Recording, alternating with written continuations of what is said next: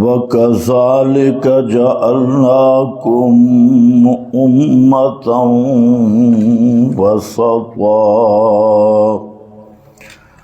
سبحان ربك رب العزة عما يصفون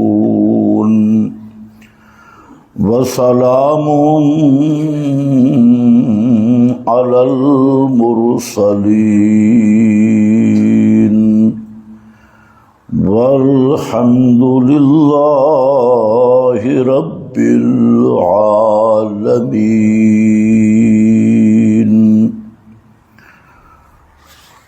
انتہائی قابل قدر بزرگوں اور بھائیوں، گزشتہ بیان میں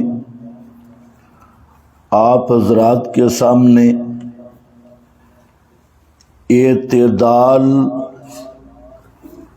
کی حقیقت کے بارے میں بعض معروضات عرض کی تھی کہ سب سے افضل اور اعلیٰ چیز وہ اعتدال ہے جو اس امت کے خاص اوصاف میں سے ہے،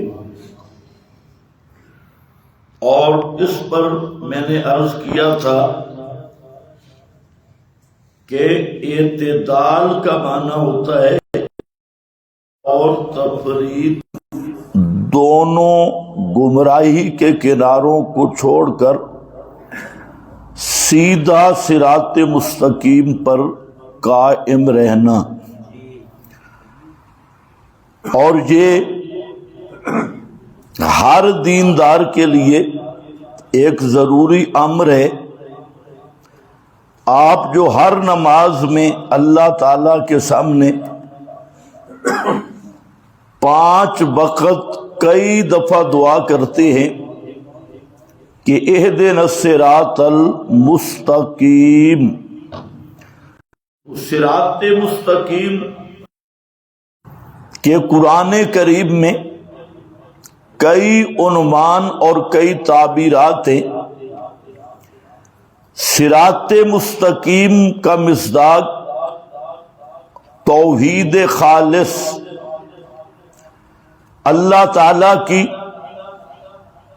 خالص توحید، ہر قسم کے شرک کی آمیزش سے پاک، جس کو اسی لفظ سے پہلے ذکر کیا گیا ایاک نعبد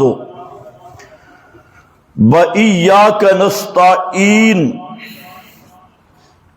اگر اسی جملہ پہ غور کیا جائے، ایاک نعبد و ایاک نستعین، تو علماء فرماتے ہیں کہ پورا قرآن انہی 2 جملوں میں موجود ہے۔ 30 پارے قرآن مقدس کا مقصد یہی ہے، ایاک نعبد و ایاک نستعین۔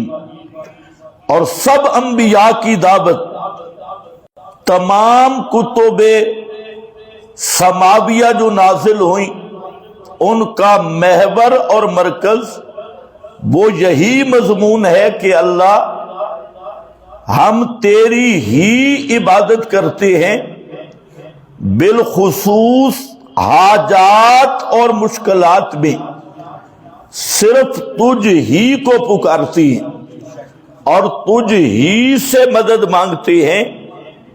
یہ وہ محور ہے جس پہ پورا دین قائم ہے، اور اس کو اگر درمیان سے ہٹا دیا جائے تو دین کی عمارت منہدم ہو جائے گی اور غیر معتبر ہو جائے گی۔ اور یہی وجہ ہے کہ ہر نماز میں پڑھا جا رہا ہے ایاک نعبد و ایاک نستعین، اور پھر ہے دعا اہدنا الصراط المستقیم، اللہ اسی پر قائم رکھنا یہی صراط مستقیم ہے جو ہمیں مل چکی ہے۔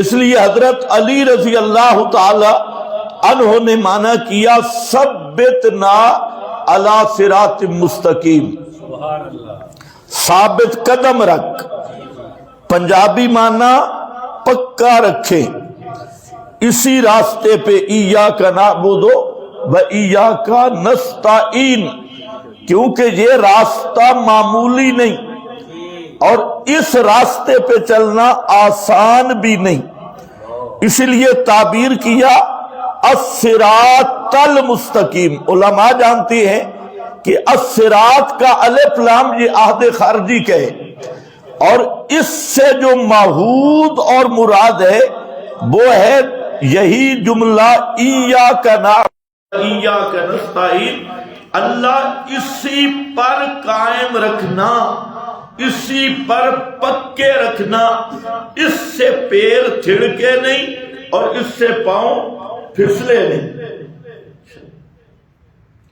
اس سے پاؤں پھسلے بھی نہیں اور تھڑکے بھی نہیں۔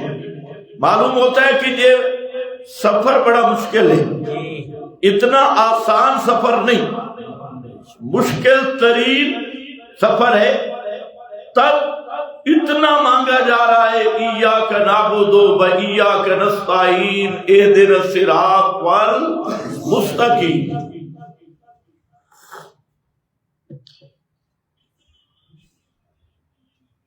تو صراط مستقیم کا ایک تو یہی معنی ہے، اور اسی کو قرآن نے بیان کیا ان اللہ ربی و ربکم فاعبدوہ ھذا صراط مستقیم۔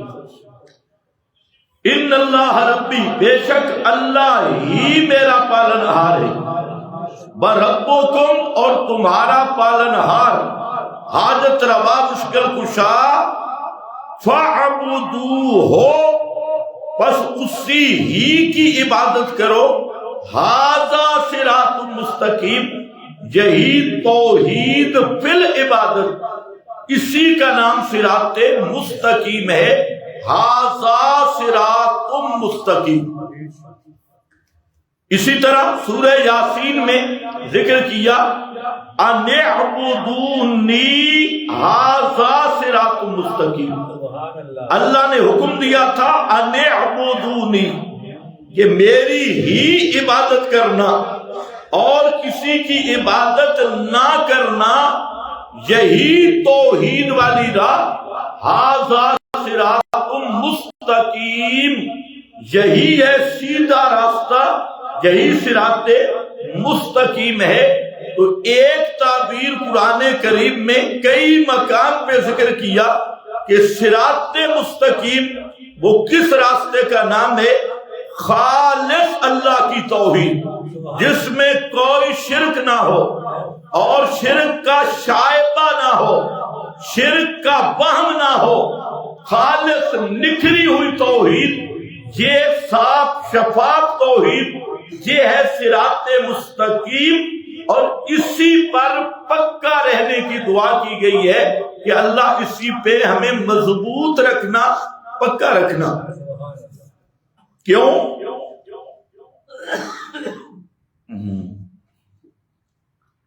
یہ وہ پل صراط ہے، قیامت کے دن اس کی تمثیل ہوگی پل صراط، جو جہنم کا پل ہے، اور 3000 سال کا سفر ہے جہنم کے پل کا، 1000 سال سیدھا، 1000 سال سامنے، اور پھر 1000 سال اترنا ہوگا۔ اور وہ پل کیا ہے؟ فرمایا ادق من الشعر، وہ بال سے زیادہ باریک ہے، احد من السیف، تلوار سے زیادہ تیز ہے، بال سے باریک، تلوار سے تیز، اس کا نام ہے پل صراط، اور اس کا ذکر قرآن میں بھی ہے اور پیغمبر کے فرمان میں بھی ہے۔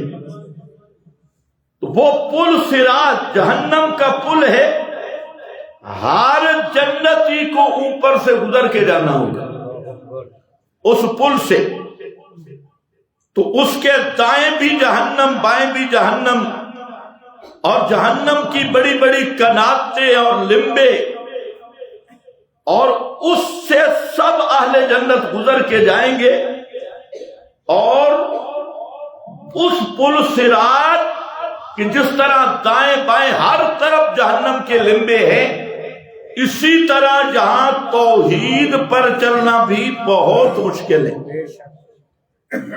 تو جو آدمی جہاں دنیا میں صراط مستقیم پہ مضبوطی سے چلا ہوگا، قیامت کے دن حدیث میں ہے کہ وہ بجلی کی چمک کی طرح گزر جائے گا، جیسے بجلی کی چمک، اور بجلی کی چمک نہ آئے تو آج تو سائنس کا دور ہے، وہ نوری سالوں کی رفتار سے گزرے گا، روشنی کی رفتار سے اس پل صراط کو طے کرے گا۔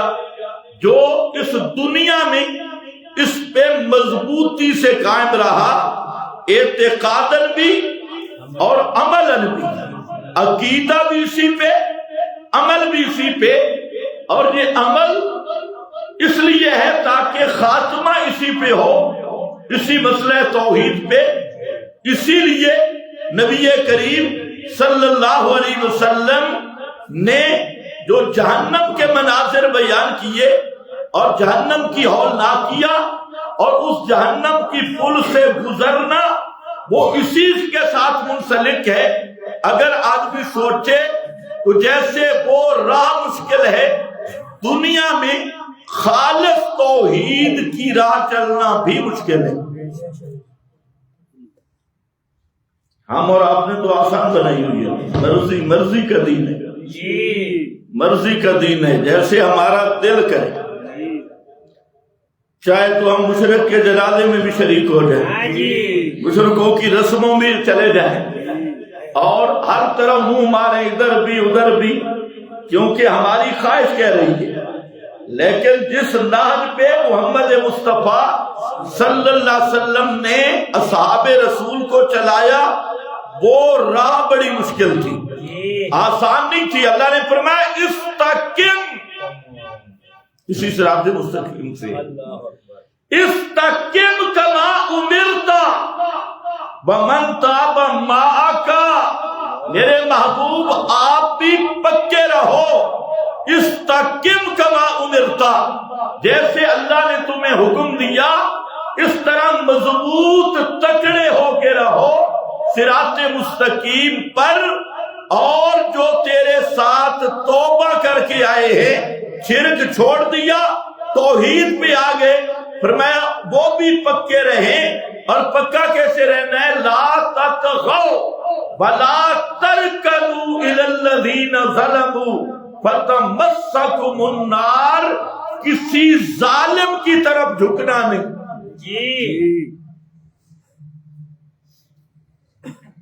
ظالم کی طرف، ظالم کون ہے؟ کسی ظالم کی طرف میلان نہیں کرنا۔ لا ترکنوا الی الذین ظلموا فتمسکم النار، اگر تم نے بھی ظالموں کی طرف نرم گوشہ رکھ لیا اور میل ملاپ اس سے میلان کر لیا، فرمایا فتمسکم النار، تم بھی جہنم سے بچ نہیں سکتے۔ فتمسکم النار، یہ کن کو کہا گیا؟ جو رضی اللہ ہے، جو من تاب معک، جن کی رضا کی سندیں پہلے اتار دیں۔ خطاب ان کو کیا، سمجھایا امت کو ہے کہ خبردار یہ معاملہ معمولی نہیں، اور اس میں ذرا گنجائش نہیں، اسی پہ پکا رہنا۔ یہی دعائیں ہر نماز کی دعائیں، اہدنا الصراط المستقیم، تو یہ کوئی معمولی مسئلہ نہیں، یہ سب سے مشکل ترین اور کٹھن والا راستہ ہے۔ پیغمبر کریم فرماتے ہیں شیبتنی ہود ہود سورت کی اس آیت نے مجھے بوڑھا کر دیا. وَاسْتَقِمْ كَمَا أُمِرْتَ. اور فرمایا ان الذین قالوا ربنا اللہ ثم استقاموا. صرف ربنا اللہ کہنا کمال نہیں، جن لوگوں نے یہ عقیدہ رکھا کہ ہمارا حاجت روا مشکل کشا صرف اللہ، ثم استقاموا، پھر اس پر ڈٹ گئے، اس پہ پکے ہو گئے. ثم استقاموا، ان کے وجود جھلس گئے، دل نہیں ہلا.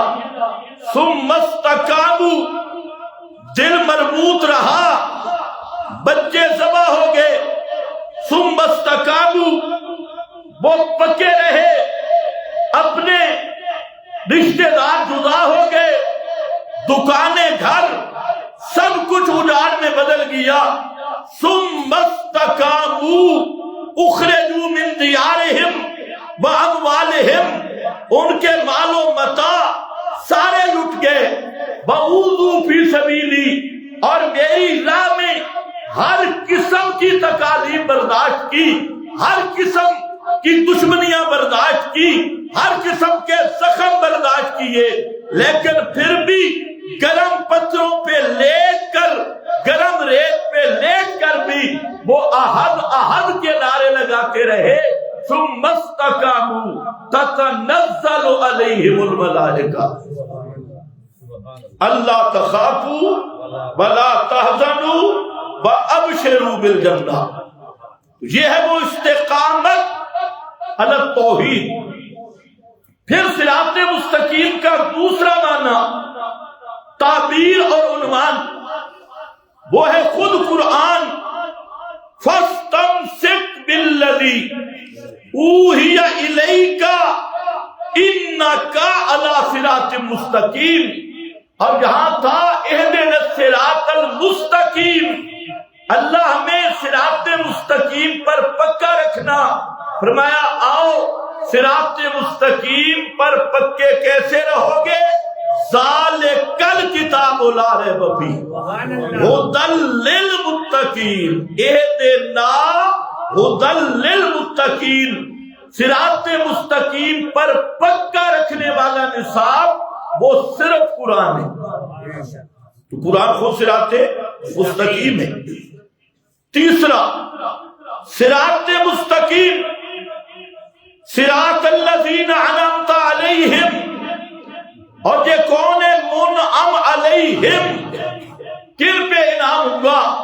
فرمایا یہ وہ ہے کہ اولئک الذین انعم اللہ علیہم من النبیین والصدیقین والشہداء والصالحین.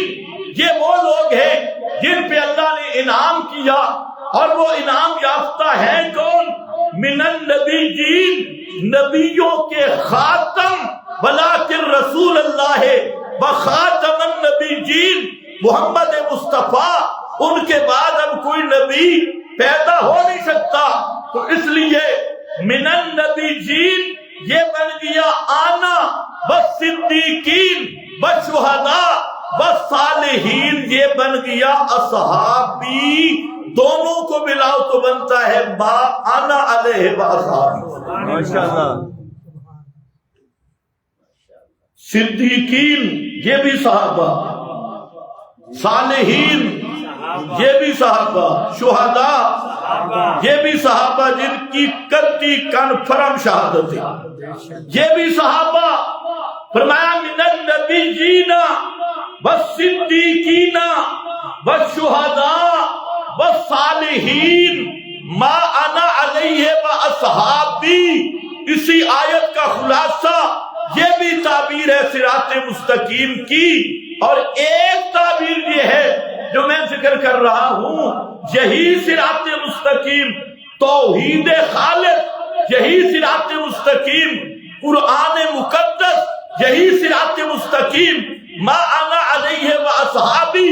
یہ تعبیریں بدل رہی ہے، معنی ایک ہی ہے، اسی کا نام ہے بین الافراط والتفریط، جس میں افراط بھی نہیں جس میں تفریط بھی نہیں، یہی ہے راہ عادل، یہی ہے اعتدال جو خالص توحید پر مبنی، قرآن کے نصاب پر مبنی، محمد مصطفیٰ اور ان کے صحابہ کے قدموں پر مبنی، اس راستے کا نام ہے راہ اعتدال۔ اور اس راستے سے ہٹ جانا پھر وہ پنجابی والا اعتدال ہے، اس راستے کو چھوڑ دینا یہ پھر دلالی ہے، یہ پھر دلہ پن ہے، اس کا نام اعتدال نہیں۔ توحید کا مسئلہ چھپانا یہ اعتدال نہیں، سنت کا مسئلہ چھپانا یہ اعتدال نہیں، عظمت اصحاب رسول کے انداز کو چھپانا یہ اعتدال نہیں۔ اعتدال یہ ہے قرآن کی حاکمیت کو بیان کیا جائے گا اور بتایا جائے گا لوگوں ساری کتابوں پہ حاکم یہ صرف کتاب اللہ ہے، اور پیغمبر کریم کی سنت کو بیان کیا جائے گا کہ ہر ایک کے اکابر، ہر ایک کے مشائخ، ہر ایک کے بزرگان دین وہ ان سب پہ فیصلہ کن اور حجت سنت محمد مصطفیٰ ہے، اور ہر ایک کا فام، بزرگوں کا فام، اکابر کا فام، بڑوں کا فام، یہ سب نیچے ہیں، اور محمد کے صحابہ کا فام سب سے اوپر اور پائے گئے۔ اس کا نام کیا ہے؟ یہ اعتدال ہے، یہ اعتدال میرا خیال ہے مشکل ہے۔ یہ ہے امتا وسطا معتدلا بین الافراط والتفریط، اور میں نے کہا یہ اصحاب رسول کی عدالت، اور اس آیت سے تمام محدثین، تمام اہل اصول، مفسرین، فقہاء سب نے مسئلہ لیا کہ یہ آیت بتا رہی ہے وسطا کہ محمد الرسول اللہ صلی اللہ علیہ وسلم کے سب صحابہ عادل ہیں، سب صحابہ سب صحابہ عادل ہیں، ثقہ ہیں، کوئی فاسق صحابی نہیں، کوئی صحابی فاسق نہیں۔ اس آیت کی روشنی میں سب محدثین کا فیصلہ ہے، سب مفسرین کا فیصلہ ہے، ایک ایک کا نام میں لوں سینکڑوں بنیں گے، کسی بھی اصول حدیث کی کتاب اٹھاؤ، کوئی بھی تفسیر اٹھاؤ، سب نے کہا کہ یہ آیت حجت اور دلیل ہے۔ اللہ نے فیصلہ کر دیا کہ اصحاب محمد مصطفیٰ سب کے سب عادل، سچے، نیک، اور جن کی عدالت، جن کی ثقافت، جن کی صداقت کی تصدیق قرآن کر دے، پھر ان کی صداقت میں شک کرنے والا وہ کبھی بھی مسلمان نہیں ہو سکتا۔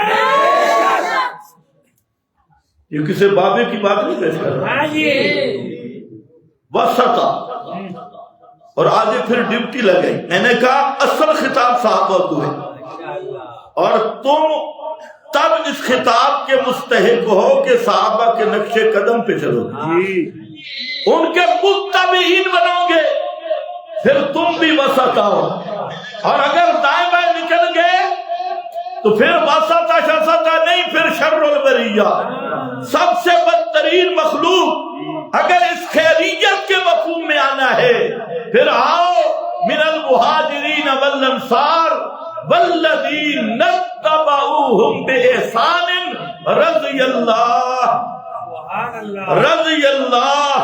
اور بعض لوگوں نے کہا جی صحابہ صرف روایت میں عادل ہیں، یا روایت کی بات نہیں، وسطا صحابہ اپنی پوری زندگی میں عادل ہیں، اپنی ہر نشست و برخاست میں عادل ہیں، اور اسی عدالت کا مطلب یہ ہے کہ صحابہ وہ ہیں کہ اللہ نے ان کے سارے گناہ معاف کر دیے، کوئی صحابی جہنم نہیں جا سکتا، کوئی پیغمبر کا صحابی آخرت کے عذاب کا مستحق نہیں ہو سکتا، اول گناہ ہے نہیں، اگر ہوگے لہم مغفرۃ برزق کریم، اللہ فرماتے ہیں میں نے انہیں معاف بھی کر دیا، اور رزق کریم کون سا ہے؟ جنت کا رزق۔ اسی سے ہم کہتے ہیں پیغمبر کا ہر صحابی جنتی ہے، بے شک بے شک۔ اب یہ فیصلہ قرآن کا ہے۔ اب اگر کوئی صحابہ پہ ایسی بات کرتا ہے جی فلانا صحابی معاذ اللہ فاسق تھا، فلانا صحابی فلاں تھا، فلانا، تو وہ خود تو جہنمی بن سکتا ہے لیکن صحابہ پہ جرا ہو سکتی نہیں ہے۔ فرمایا ڈیوٹی ہے تمہاری، لِتَكُونُوا شُهَدَاءَ عَلَى النَّاسِ، تمہیں اس لیے عادل بنایا تاکہ تم لوگوں کے پر گواہ بنو۔ شہداء علی الناس کا ایک معنی ہے تاکہ تم لوگوں کی تربیت کرو، لوگوں کو حق بتلاؤ اور حق سے روشناس کراؤ۔ وَيَكُونَ الرَّسُولُ عَلَيْكُمْ شَهِيدًا، اور پیغمبر تمہارے ایمان کا گواہ، تم امت کے مربی بن کے ان کی تربیت کرو۔ یکون الرسول علیکم شہیدا، پیغمبر کریم تمہارے ایمان کا گواہ ہے اور تم پیغمبر کی نبوت کے گواہ ہو، پیغمبر کی رسالت کے گواہ ہو، قرآن کے کتاب اللہ ہونے کے گواہ ہو، اور لوگوں پر پیغمبر کریم کی سیرت کے بیان کرنے کے گواہ ہو، پیغمبر کی دعوت پہنچانے کے گواہ ہو، پیغمبر کریم صلی اللہ علیہ وسلم کی نبوت اور رسالت کے تقاضا پورا کرنے کے گواہ ہو۔ یہی وجہ ہے پیغمبر کریم نے حجۃ الوداع پہ فرما دیا، فرمایا فَلْيُبَلِّغُ الشَّاهِدُ الْغَائِبَ، شاہد الغائبہ۔ جہاں سے بعض اہل بدعت غالیوں نے ایک عوام کو گمراہ کرنے کے لیے کہہ دیا جی شہید کا معنی حاضر ناظر، یکون الرسول علیکم شہیدا، رسول تم پہ حاضر ناظر۔ پھر ایک اور چبل پارٹی اٹھی، انہوں نے کہا نہیں حاضر ناظر تو نہیں، البتہ صبح و شام آپ پہ امت کے اعمال پیش ہوتے۔ یہ دو خالی گروہ، حالانکہ یاد رکھو اس شہادت کا اس سے تعلق نہیں۔ اگر شہداء شہید کا معنی حاضر ناظر تو پھر سمجھو لِتَكُونُوا شُهَدَاءَ عَلَى النَّاسِ، تاکہ تم گواہ ہو سب لوگوں پر اور رسول گواہ ہوں صرف تم پر۔ تو پھر امت زیادہ حاضر ناظر ہوگی یا رسول زیادہ حاضر ناظر ہوگی؟ آپ کو سمجھ کوئی بھی نہیں ہے۔ تاکہ تم سب لوگوں پہ گواہ، رسول تم پہ گواہ، تو پھر تو امت زیادہ حاضر ناظر بنے گی اور امت پہ زیادہ عرض اعمال ہوگی۔ تو یہ عرض اعمال کا جو نظریہ ہے یہ خالص کفریہ نظریہ ہے، سری نصوص کے خلاف۔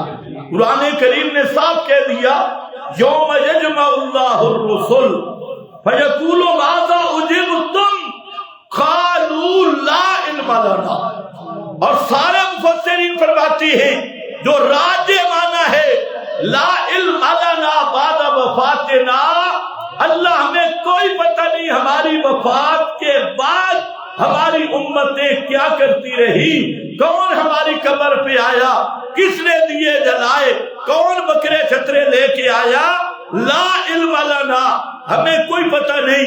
ان کننا عن عبادتکم لغافلین، اللہ کی قسم اٹھا کے کہتے ہیں ہم تمہاری شور و پکار سے بالکل بے خبر تھے۔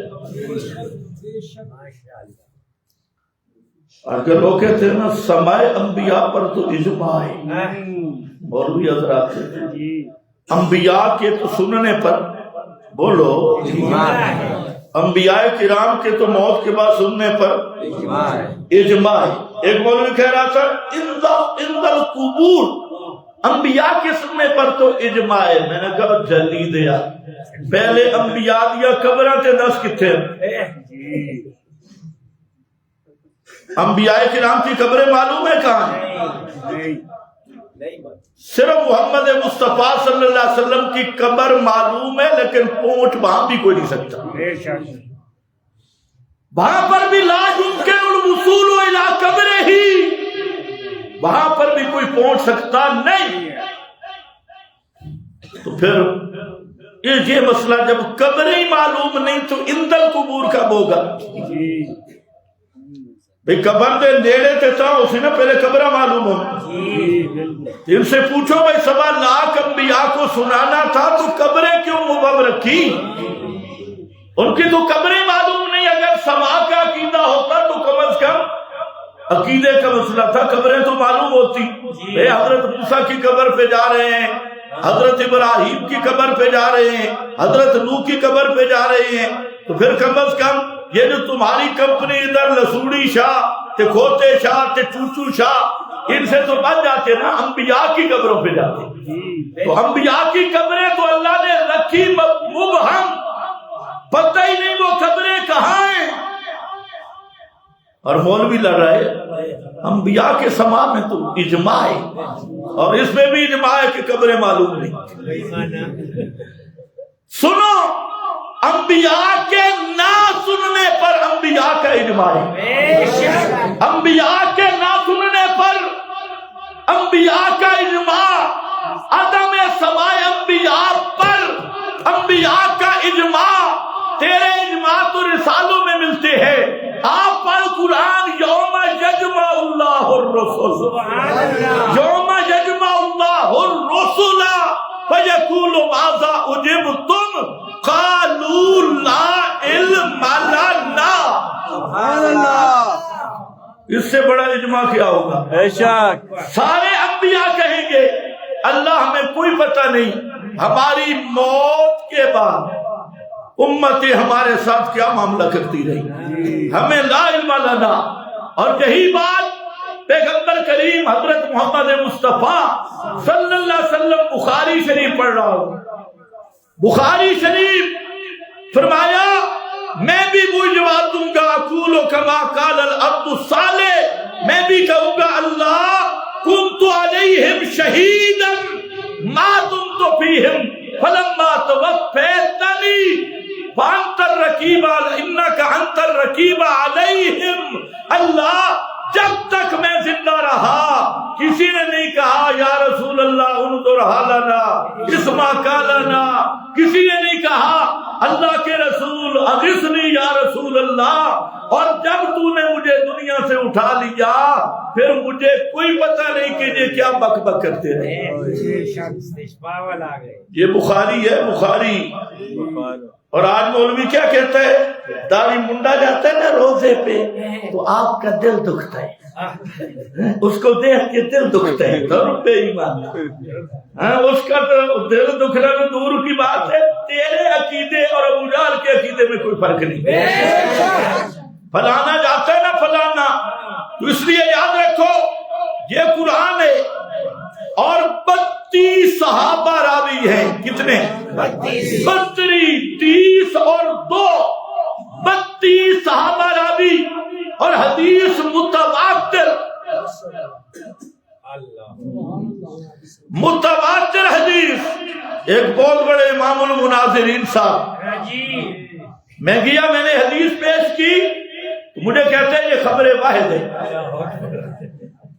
میں نے کہا بچوں میں انتظام کر کے آیا، یہ خبر واحد نہیں ہے، اسی مجلس میں اس کو متواتر ثابت کروں، اور میں ساری تخریج کر کے لے گیا 32 صحابہ سے۔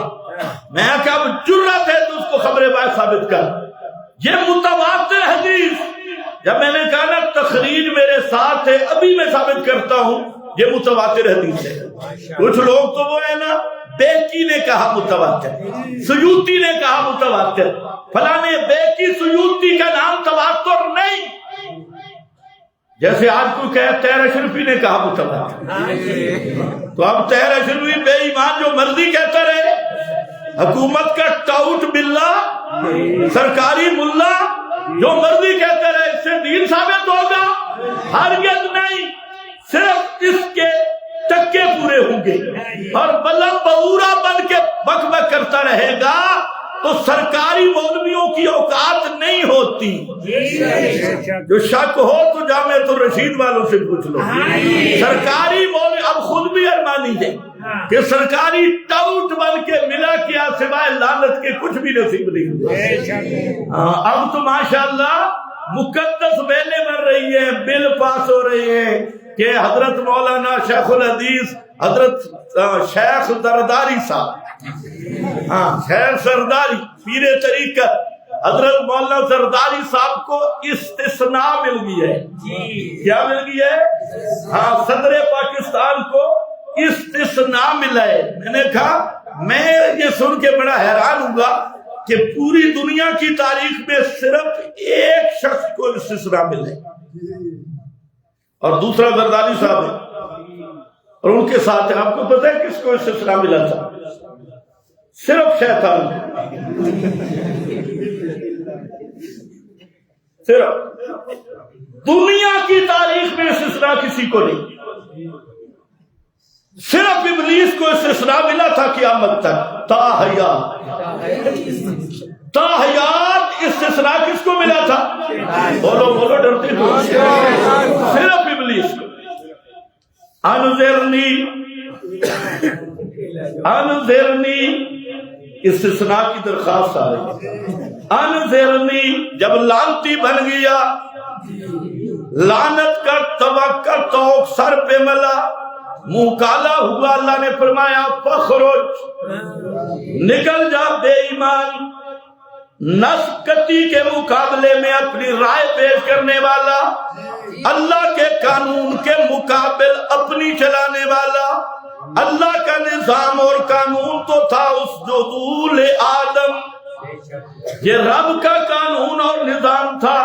اس نے کہا جی کچھ ہم تو جمہوری لوگ ہیں, ہم کچھ اپنا چلا لیں.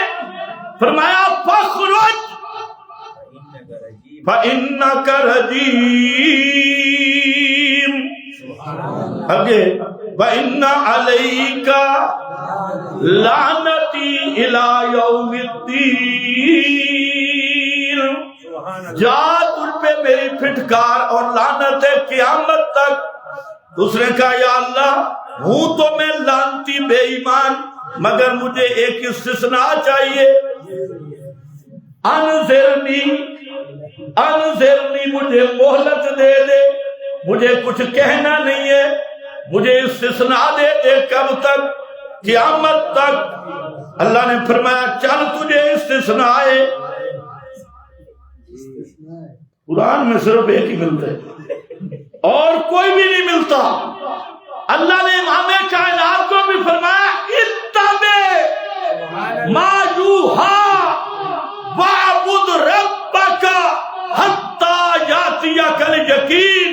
ساری کائنات کے امام محمد الرسول اللہ فرمایا میرا پیغمبر تو بھی میرا پابند ہے احکام کا. کب تک؟ جب تک موت نہیں آتی. موت تک اللہ نے اپنے نبی کو بھی استثناء نہیں دیا. اور حضرت آدم نے وہاں جنت میں پابندی لگا دی, لا تقربا هذه الشجرہ.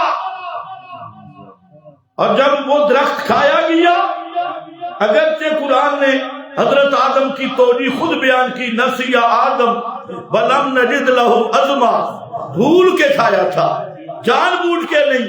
فرمایا اب جب درخت کھایا ہے استثناء نہیں ہے. حضرت آدم کو نہیں ملا. حضرت یونس پیغمبر قوم سے ناراض ہو کے اذهب مغاضبا فظن ان لن نقدر علیہ, گمان تھا کہ شاید اللہ گرفت نہیں کرے گا. لن نقدر علیہ. اللہ فرماتے ہیں مچھلی کے پیٹ میں چلا گیا, اور مچھلی کے پیٹ کے اندر انہو لو کانا من المسبحین کیا ہے لَلَبِسَ فِي بَطْنِهِ إِلَى يَوْمِ يُبْعَثُونَ. اگر میرا یونس وہاں مجھے نہ پکارتا نا تے مسبحین توحیدی کلمات کے ساتھ لا الہ الا انت سبحانک انی کنت من الظالمین یہ لفظ نہ کہتا، فرمایا قیامت تک مچھی کے پیٹ میں رہتا۔ جہاں بڑے بڑوں سے غلطی ہو گئی، ہم کہتے ہیں بزرگوں سے بھی ہوتی ہے، مفتی شفیع صاحب کو بھی اللہ معاف کرے، ان سے بھی غلطی ہوئی، بڑے بڑے اکابر سے جہاں غلطی ہوئی، اور کیا کہتے ہیں کہ حضرت یونس مچھی کے غذا بن جاتے، غذا بنا دیتا۔ اور نہ میرے بھائی بڑے بزرگوں، لیکن غلطی ہے، بڑی غلطی ہے، پیغمبر کا موت کے بعد بھی جسم محفوظ رہے۔ عقیدہ ہے یا نہیں ہے؟ پھر اب بزرگ کہہ رہے ہیں مچھی کی غذا بن جاتا، مچھی ہضم کر جاتی تو پھر جسم محفوظ رہتا۔ اور سنو عشاء و توحید کا عقیدہ، سبحان اللہ، اگر یہ توحیدی کلمات نہ بولتے، اللہ مچھلی کے پیٹ کو نبی کی قبر بنا دیتا، اور مچھلی کا پیٹ بھی قیامت تک رہتا، پیغمبر کا میت وجود بھی اس میں قیامت تک رہتا۔ مچھلی ہضم نہیں کر سکتی، مچھلی ہضم کر گئی نہیں، نبی کا وجود وہ مقدس ہے، اور فرمایا ان اللہ حرم علی الارض ان تاکل اجساد الانبیاء، انبیاء کا لفظ بول کے پیغمبر کریم نے علت بیان کر دی کہ زمین ان کے وجود کو اس لیے نہیں کھاتی کہ یہ نبی کا جسم ہے، اس لیے نہیں کہ زندہ ہوتا ہے، زندہ تو تم بھی بیٹھے ہو، تمہارے جسم بھی محفوظ ہے۔ زندہ وجود کو مٹی نہ کھائے کمال نہیں، کمال ہے میت وجود کو مٹی نہ کھائے۔ توجہ ہے یا نہیں ہے؟ میت وجود کو مٹی نہ کھائے۔ نبی کا وجود اتنا مقدس ہوتا ہے کہ وہ میت بھی ہو تو مٹی کھا سکتی نہیں۔ حضرت عزیر کو دیکھ لو، 100 سال تک، لفظ ذرا سنو، فَأَمَاتَهُ اللَّهُ مِئَةَ عَامٍ، فَأَمَاتَهُ اللَّهُ کا معنی کیا ہے؟ اتنا سوکھا ہی نہیں۔ فَأَمَاتَهُ اللَّهُ مِئَةَ عَامٍ، کرو معنی، مولوی تم کرو، ایک کو بھی نہیں آئے گا۔ فَأَمَاتَهُ اللَّهُ مِئَةَ عَامٍ، احمد رضا خان شیخ الہند، عبد الماجد دریابادی، تمام کے تمام اردو تراجم دیکھ لینا، یہاں کیا لکھتے ہیں؟ مردہ رکھا اس شخص کو اللہ نے 100 برس، کیا مردہ رکھا، مردہ رکھا، عربی کا راز ہے اماتہ اللہ، موت تو آنی چیز ہے، موت آنے میں کوئی وقت نہیں لگتا۔ موت کس کا نام ہے؟ روح سے جسم کا کرنٹ ٹوٹ جانا، اسی کا نام موت ہے۔ تو کیا اماتہ اللہ کا معنی کیا کرو گے کہ کیا وہ 100 سال تک روح سے وہ کرنٹ ٹوٹتا رہا؟ موت میں امتداد نہیں ہوتا، یہ آنی پانی چیز ہے، اس لیے جہاں اماتہ اللہ میں راز ہے، فرماتی ہے مردہ رکھا اس شخص کو اللہ نے 100 برس، مردہ بے ادبی تو نہیں ہوگی؟ اب جہاں ذرا ان سے کہو نا کہو بے ادبی، جہاں کہو بے ادبی، تمہارا ایک ایک بزرگ جہنم کے درمیان میں نہ جائے تو پھر بات کرنا۔ کہتے نبی کو میت کہنا بے ادبی ہے، جہاں تیرے سارے بابے لگ گئے، مردہ رکھا اس شخص کو اللہ نے 100 برس۔ احمد رضا پیر کرم شاہ سعیدی ماجدی شیخ الہند فتح محمد جلندری اور دنیا کا کوئی ترجمہ اٹھا، مردہ رکھا، مردہ رکھا، معلوم ہوتا ہے یہ نبی کے لیے بے ادبی نہیں ہے۔ اگر بے ادبی ہے نا کہ سارے بابا نو پھر جہنم دی ٹکٹ دے دیں، سب ترجمہ کر رہے اماتہ اللہ مئاتا۔ پھر رکھا مردہ میت وجود سالم رہا، روح نہیں میت وجود ہے، 100 سال تک پڑا رہا، نہ کیڑوں نے چھیڑا نہ موسم نے خراب کیا، نبی کا وجود ہے۔ اور یہ قرآن مقدس کے الفاظ ہے، اللہ نے اس کو 100 سال تک مردہ رکھا اور پھر اٹھایا،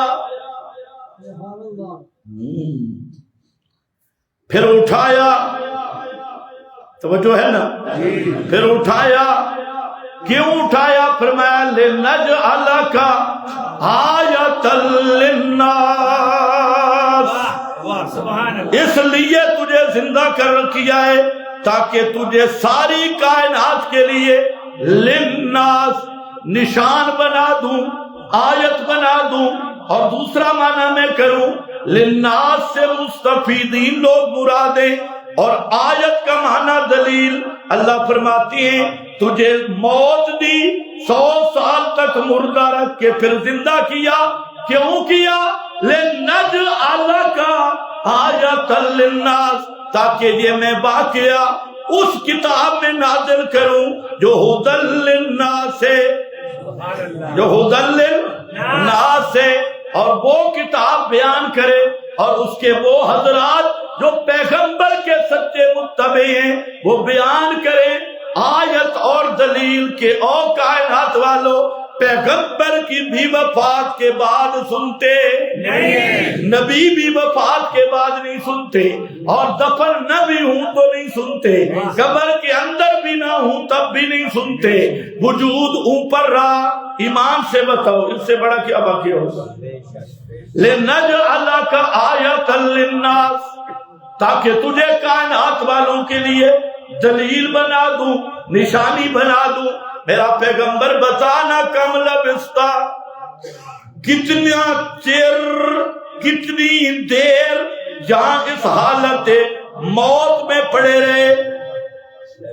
سوال ہوا، حضرت عزیر نے دیکھا، کہتے ہیں لبست یومن او بعد یوم،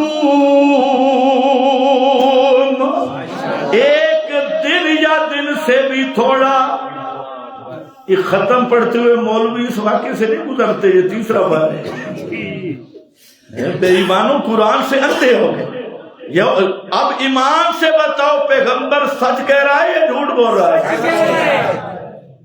اللہ فرماتے ہیں بل لبثت مئۃ عام، اللہ بھی سچا، قرآن بھی سچا، نبی بھی سچا، تو پھر مننا پڑے گا کہ اشاعت التوحید عقیدہ بھی سچا۔ اگر پیغمبر کو پتا ہو اور پھر 100 سال کو کہیں ایک دن یا دن سے کم، جھوٹ بنے گا یا نہیں بنے گا؟ جھوٹ بنے گا۔ لبثت یومن او بعد یوم، ایک دن یا دن سے بھی تھوڑا۔ اللہ فرماتے ہیں تو رہا اس حالت میں مئۃ عام، کتنا؟ مئۃ عام، 100 سال۔ 100 سال سردیاں آتی رہی، گرمیاں آتی رہی، موسم بدلتے رہے، سورج چڑھتے رہے اور سارے انقلابات آتے رہے، لیکن پیغمبر کا میت وجود زمین کے اوپر ہے، قبر کے اندر بھی نہیں، لیکن اس وجود کو دنیا کے حال کا پتہ نہیں ہے۔ اللہ نے یہی مسئلہ سمجھانا تھا، لِنَجْعَلَكَ آیَةً لِلنَّاسِ، وجود سلامت رہا۔ حضرت سلیمان کے ڈنڈے کو دیمک کھا گئی، لیکن پیغمبر کا وجود سلامت رہا۔ فلما خر میتن، پیغمبر کی جب میت گری آواز آئی، جن متوجہ ہوئے، تبینت الجن، ہائے ہائے جنہ دا پول کھل گیا۔ بڑے دعوے کرتے تھے ہم تعویذ لے کے آتی ہے تے چولہا چکڑ دیا، تنورا چکڑ دیا، اسی غیب جان دیا۔ فرمایا تبینت الجن ان لو کانوا یعلمون الغیب ما لبثوا فی عذاب، اس عذاب میں نہ رہتے پورا کانا سنتن کاملتن، پورا سال جنوں کو پتہ نہیں چلا کہ پیغمبر پہ موت آ گئی، پیغمبر کا وجود مقدس لاٹھی کی ٹیک پہ رہا۔ پوچھو نا تو کتنی نمازیں پڑھی ہمیں، لاٹھی کی ٹیک پہ رہا، دفن نہیں ہوا، اور وجود پھر بھی اس لاٹھی کو دیمک چاٹ گئی، لیکن وجود نبی کا سالم رہا۔ واپس آ جا، بالکل واپس آ جا، کہ پٹھے واپس آ جا۔ استثناء کس کو ملا ہے؟ بولو بولو بولو، کس کو ملا ہے؟ شیطان کو استثناء ملا، اور دوسرے نمبر پہ زرداری صاحب کو ملا، ماشاءاللہ، اور وہ بھی تاحیات، یہ بھی تاحیات۔ یہ استثناء مبارک ہو بھائی تجھے، سارے چورے ڈاکے سب کوئی لکڑ ہضم پتھر ہضم، استثناء مل گیا۔ اگر تو دین اور شریعت کو جانتا ہوتا، ایک عورت نے چوری کی، اس کا نام فاطمہ تھا، اور بڑے شریف خاندان کی، اونچے خاندان کی عورت تھی۔ حضرت اسامہ کو تلاش کیا گیا، اور اسامہ کون ہے؟ یہ احب الناس الیہ، پیغمبر کے لاڈلے حضرت اسامہ، اور سب سے محبوب، جن کو فرمایا کہ آپ تھوڑی سی سفارش کر لیں کہ استثناء مل جائے۔ تھوڑی سی، اتنے اونچے خاندان کی عورت ہے، آپ اس کی جگہ پہ کوئی اور سزا رکھیں، ہاتھ نہ کاٹا جائے۔ تو حضرت اسامہ نے وہاں پر تھوڑا سا سفارش کی، پیغمبر کریم صلی اللہ علیہ وسلم کا چہرہ انور غصے کی وجہ سے سرخ ہو گیا، اور فرمایا اتشفع فی حدود اللہ، اللہ کے قانون اور حدوں کے بارے میں اسامہ تو سفارش کر رہا ہے، یہ تو فاطمہ مخدومی ہے۔ لو ان فاطمہ بنت محمد سرقت لقطعت یدہا، فرمایا مجھے اللہ کی قسم، اگر میری بیٹی فاطمہ بطول جنت بالفرض یہ بھی چوری کرتی تو میں ہاتھ اس کا بھی کاٹ دیتا۔ توجہ ہے نا؟ استثناء شریعت میں استثناء نہیں، کوئی بڑا ہو یا چھوٹا ہو، سارے قانون کے پابند ہیں، بڑا بھی پابند، چھوٹا بھی پابند۔ اب مسئلہ بڑا آسان ہو گیا کہ صدر کو استثناء مل گیا۔ میرا خیال ہے اب یہ یزید کو بھی استثناء دے دینا چاہیے، کیونکہ وہ بھی کیا تھا؟ اور صدر تو استثناء ہے تمہارے قانون کے مطابق۔ آئندہ جو یزید کے خلاف بات کرے اسے بھی عمر قید ہونی چاہیے۔ پتہ نہیں تمہیں سمجھ بھی آئی ہے کہ ان کو استثنائی صورتیں ہیں۔ میں نے کہا چل تو بھی ادھر چل، پہنچی وہاں پہ خاک جہاں کا خبیر تھا، پتہ لگا زرداری اور ابلیس کی بڑی گھاٹی ہے۔ چلو جی آ جاؤ، اعتدال پہ ہم نے رہنا ہے۔ کیا ہے؟ اعتدال۔ واپس آ جاؤ، بالکل اعتدال۔ یہ امت معتدل ہے۔ اب یہاں پر مختصراً میں اپنی بات کو آگے چلاتے ہوئے نہیں چلاتے، ٹائم ختم ہو گیا۔